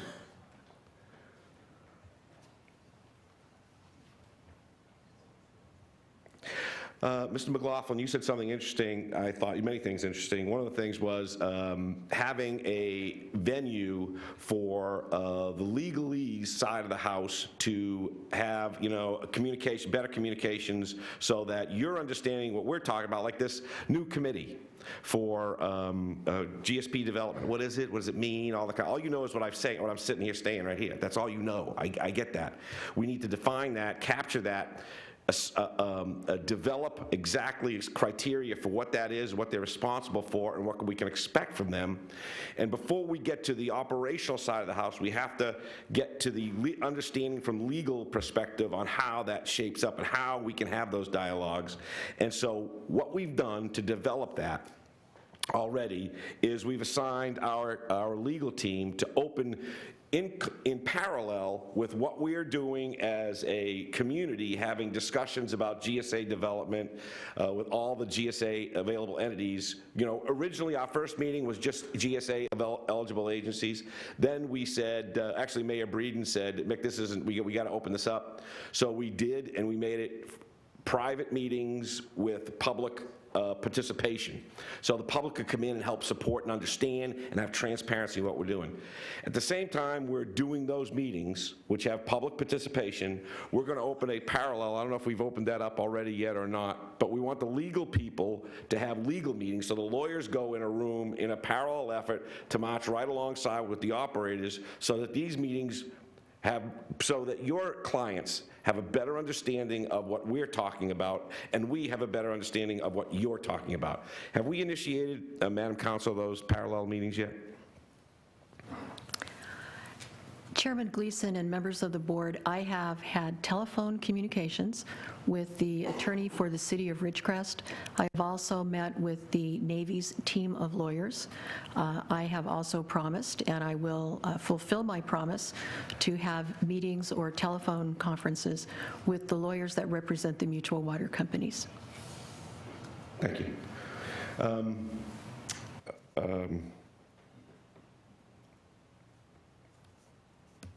Okay.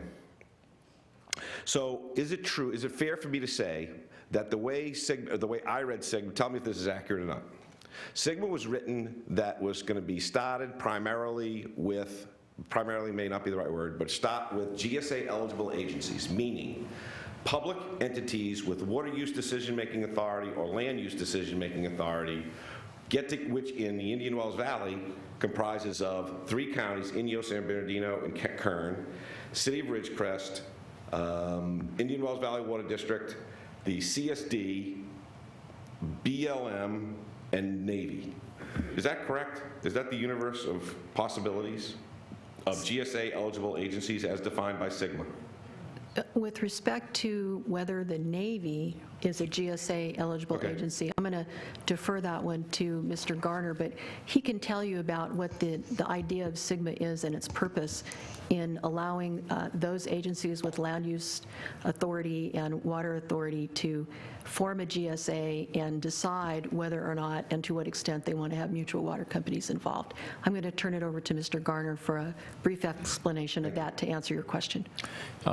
Yes, Mr. Chairman and members of the board, in the initial version of Sigma that was adopted in 2014, local agencies, which were public agencies with water or land use authority, that was the exclusive universe that could participate in SGMA.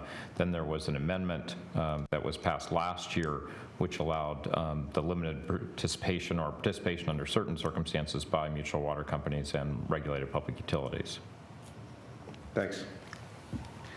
But is it true that, Madam Council, that the way SGMA was written is that these GSA-eligible agencies form, then once they form and we have a GSA, they make a vote on whether or not to include mutual water companies and PUC-regulated companies?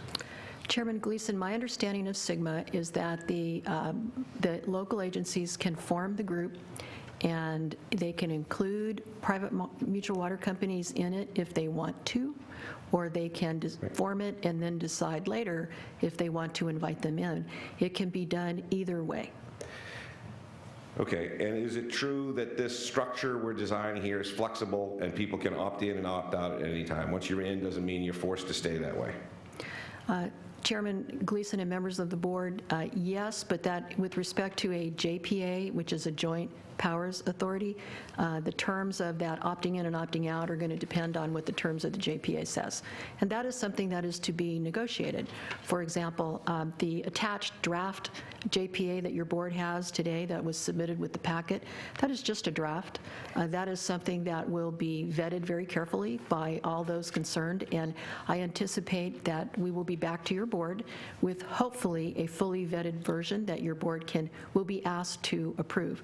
But today, you're not being asked to decide those particular things. You're just being asked whether or not you want to have whether you want to use the JPA legal structure.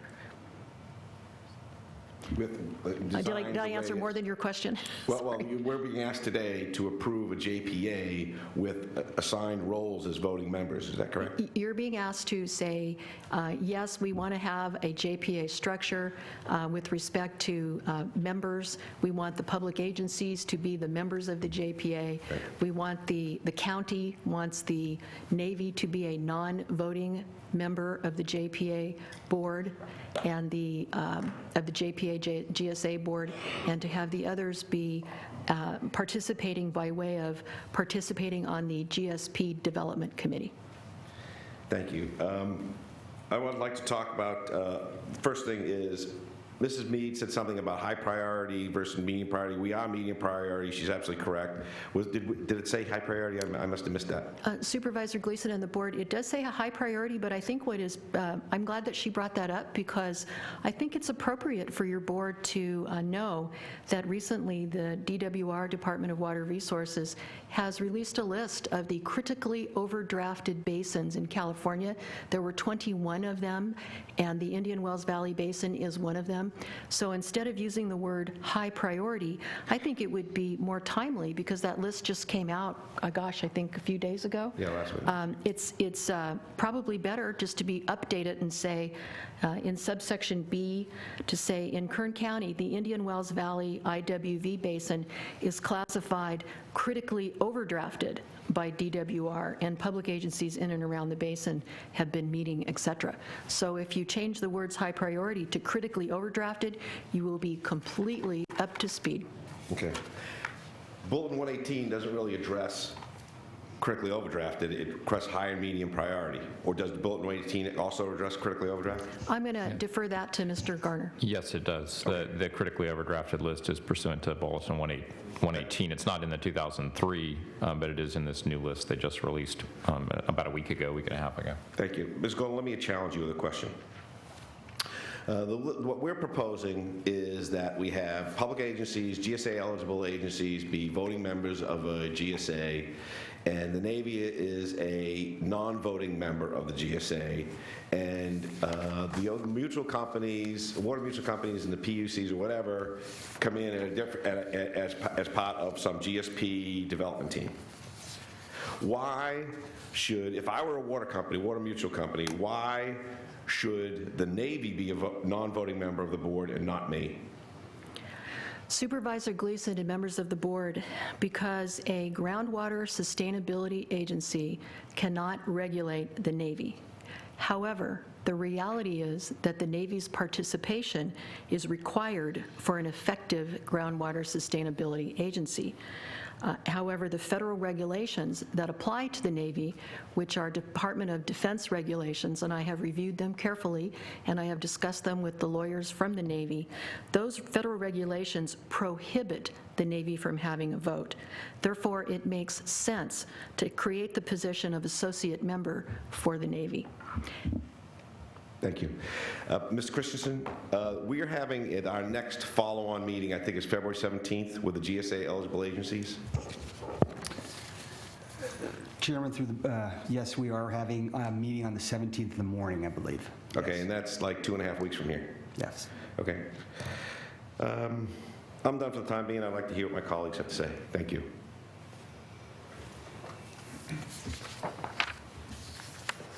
Mr. Couch. Thank you.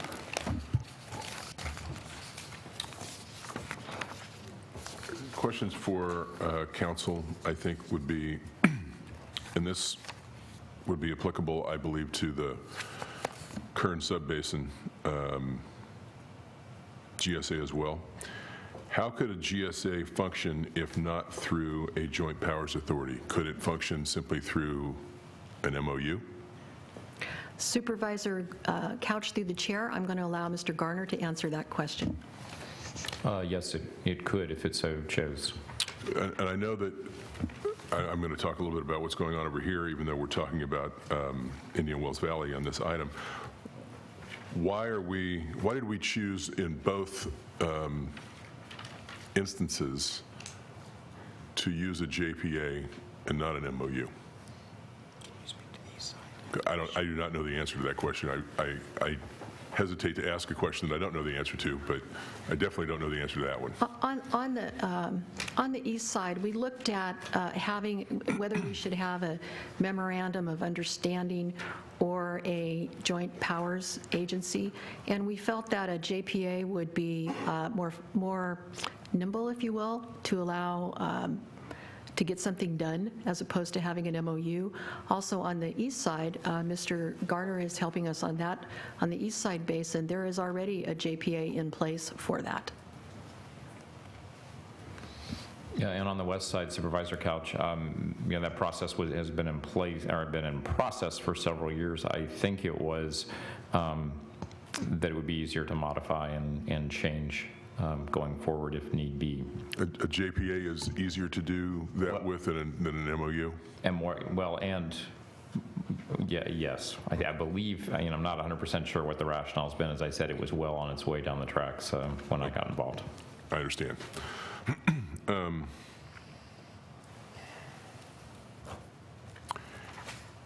If what we're approving or being asked to approve today is whether or not we want to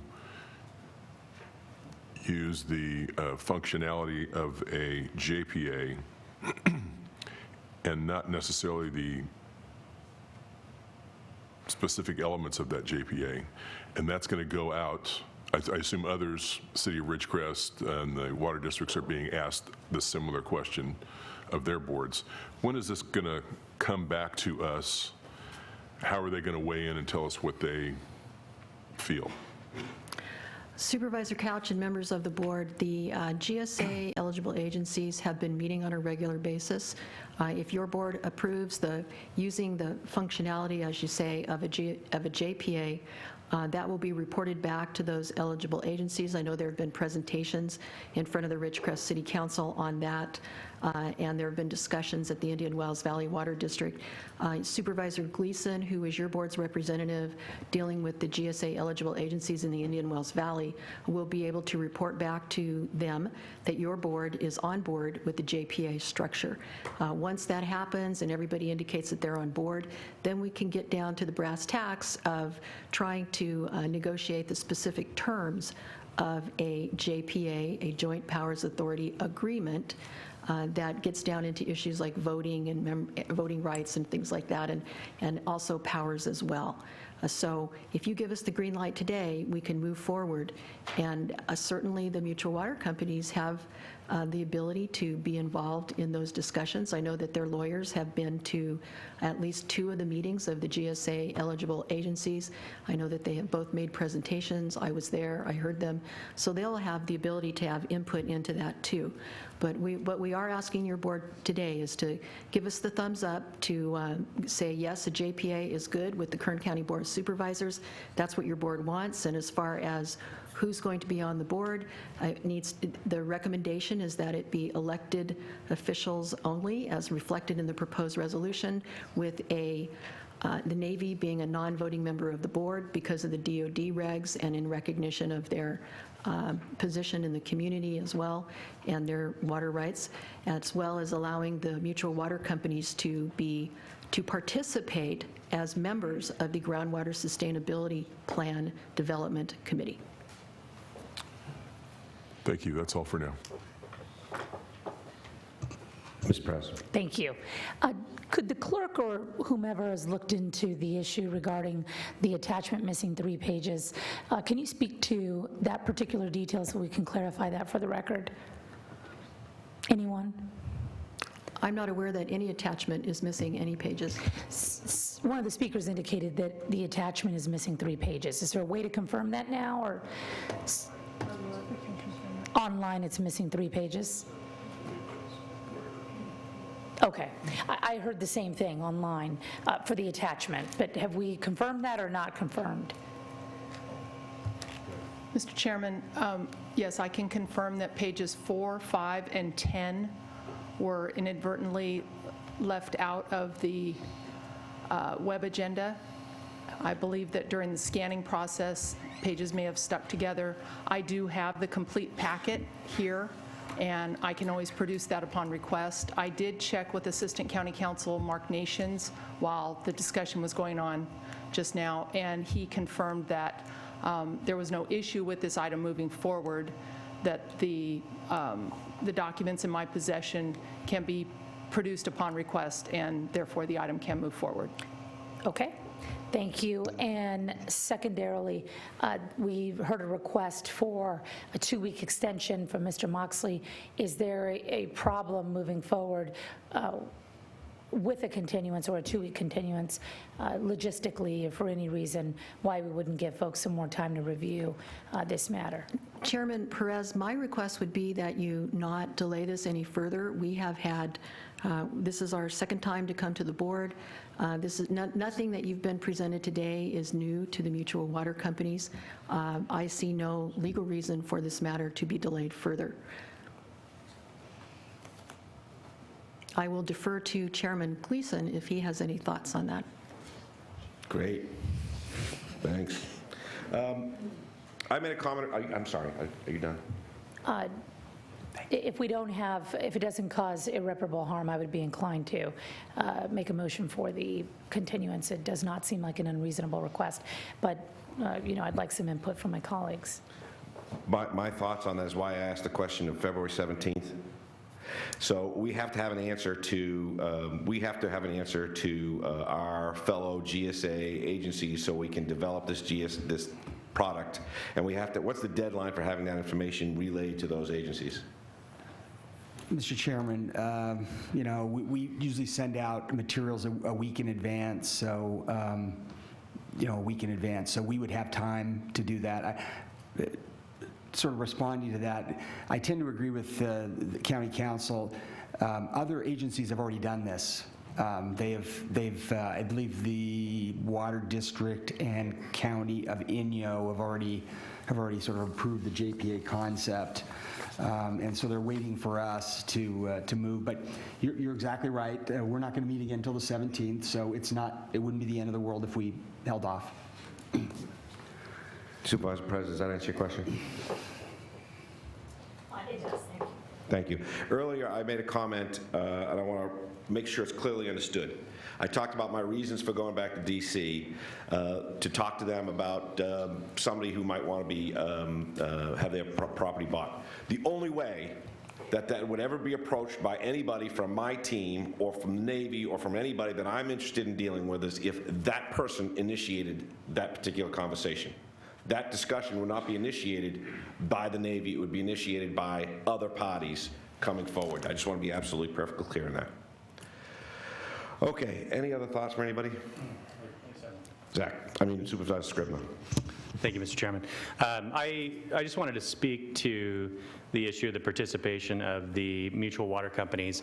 I am certainly supportive of what staff has recommended and what we discussed, I think, a couple of weeks ago in regards to only elected officials from public agencies having a vote. I think that water is a public resource, and I think it's important that the people that will be making the decisions are accountable to a constituency and not to a personal interest.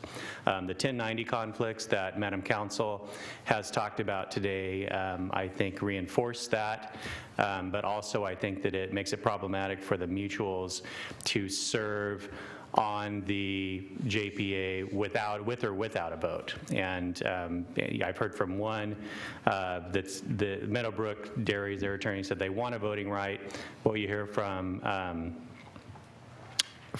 others, the Mojave Mutuals, that they don't need a vote.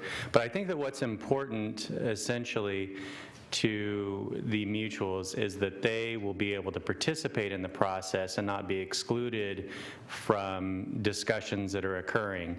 And being in an advisory role or the committee structure that we've talked about today, my question is, can we ensure that they will be able to participate throughout the process and not be excluded through the discussions? And so perhaps the 2-week continuance would provide an opportunity to greater flesh out how that relationship would work, how their participation in the process would work. I don't think it's crucial that we delay necessarily 2 weeks in order to give them that assurance, but it may go, it may to some extent help to reassure them and not put them in an adversarial posture prematurely, or at all for that matter. So those are my thoughts, Mr. Chairman. Thanks, Supervisor. Supervisor Maggart. Thank you, Mr. Chairman. The 1090 conflict alone, for those that haven't been a part of the public process before, should have a chilling effect on anyone who thinks they want to have a seat on one of these boards. If there's any prospect that that member might be bought out someday, that it is a profound consequence to the participant. So if a buyout for that person is one solution, that is a game changer in my experience and my observation for someone who wishes for that to happen. I want to make sure I understand that what has been said by the chairman is properly understood by the public. If there are members, if there are water users in the Indian Wells Valley who wish to potentially sell their operation and therefore kind of put on the table all the water that they would use to be used by everyone there, not by them individually, are you saying, Mr. Chairman, that those people who are interested in making such a sale need to initiate the discussion with whomever they wish to sell to, that it's not going to be the government who's going to initiate that discussion? Yes, what I wanted to say is that the government, my goal to go back there is not to get the government to a position where I don't think they even go to begin with, to initiate those conversations, but they need to study, understand, and understand exactly why any transaction would have value to the military. That's going to be their driving, what's going to be their deciding factors, is having a conversation with this person about selling property or not selling property, how you define it in terms of benefit to the Navy. Is they going to be their issue, whether they want to do it or not? And I wanted to assure the public that the government's not, I'm not trying to persuade the government to go in and knock people over and buy their properties. That's nothing to do with what we're talking about. And I don't believe you're implying that the county's going to buy anybody's property. Right. So if they want to sell it to the government and they think they can make this compelling argument, you're not a representative of the Navy, but I hope their very talented consultants can help them figure out how to get that offer made, so that can be get underway. I too think there is the potential benefit of taking 2 weeks, although in 2 weeks we need to make a decision because the 17th is soon thereafter, and we're not going to meet on the 16th, I think we're dark that day. Isn't that right, Madam Clerk? So, but I think there could be an opportunity, as to quote the chairman, you would like everybody to go home with a smile on their face. Well, the opportunity to do that is to talk just a little bit longer. So I think there's a benefit to giving it 2 weeks to see if they can come to a bit more of a meeting of the minds. Thank you, Mr. Mayor. No one else is in line. I can't make a motion, but I wanted to say this. I opened my remarks saying that what I want to establish is trust. And I need people to understand this. I am rock solid, in my opinion, as to the construction of this JPA. It's to me, it's fair, it's reasonable, it's legal, and it's the way we're going to drive ourselves to a successful solution. But I'm not sure everybody in this room agrees completely with that. And I think that there was a gentleman who said that he needs more teeth in the definition of what that committee does.